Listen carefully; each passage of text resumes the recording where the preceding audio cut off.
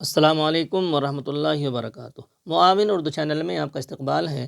ناظرین گرامی، آج اردو درجہ 1 کی پہلی کتاب کا سبق نمبر 32 یعنی آخری سبق پڑھیں گے۔ آخری سبق میں پہاڑے لکھے ہیں تاکہ بچے پہاڑوں کی بلند خوانی کر کے پہاڑوں کو اچھی طرح یاد کر سکیں۔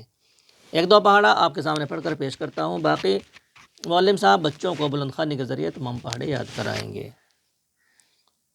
2 ایکن 2، 2 دونی 4، 2 تیا 6، 2 چوکے 8، 2 پنجے 10، 2 چھکے 12، 2 ستے 14۔ یہاں پر چھکے لکھا ہے، اس کو کہیں کہیں پر چھنگ بھی پڑھا جاتا ہے۔ 2 چھنگ 12، 2 ستے 14، 2 اٹھے 16، 2 نمے 18، 2 دسام 20۔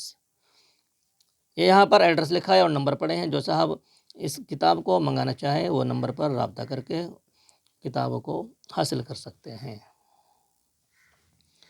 3 ایکن 3، 3 دونی 6، 3 تیا 9، 3 چوک 12، 3 پنجے 15، 3 چھکے 18، 3 ستے 21، 3 اٹھے 24، 3 نم 27، 3 دسام 30۔ اسی طرح معلم صاحب تمام پہاڑوں کو یاد کرائیں گے، اور وہی جو ہماری ترتیب چل رہی تھی کہ پورا سبق بچوں کو لکھوائیں۔ پہلی کتاب کا مطلب ہے، اردو درجہ 1 کا مطلب ہے کہ بچے زیادہ سے زیادہ لکھنے پر قادر ہو جائیں، پورا سبق لکھنے پر قادر ہو جائیں، پورا سبق از خود لکھنے لگیں۔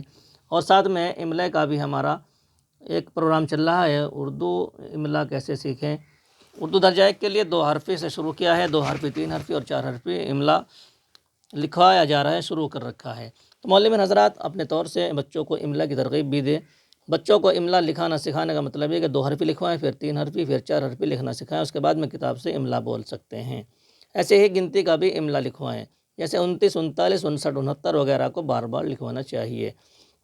اس کے بعد انشاءاللہ اردو درجہ 2 کی کتاب شروع ہو جائے گی، اس میں بھی تمام الفاظ زبانی اور سوالات پر جو اس کے تقاضے ہیں ان کو انشاءاللہ پورا کیا جائے گا۔ یہ پہلی کتاب مکمل ہوئی ہے۔ خدا حافظ، السلام علیکم ورحمۃ اللہ وبرکاتہ۔